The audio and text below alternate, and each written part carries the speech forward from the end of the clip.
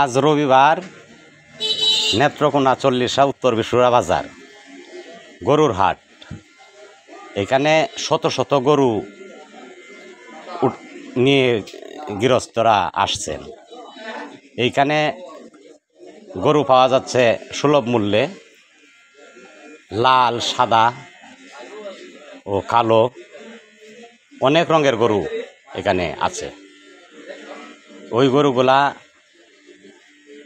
মোটামুটি দেখতেও খুব স্বাস্থ্য ভালো, সুঠাম, সুন্দর।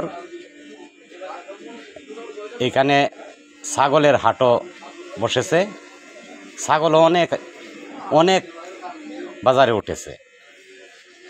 এখানে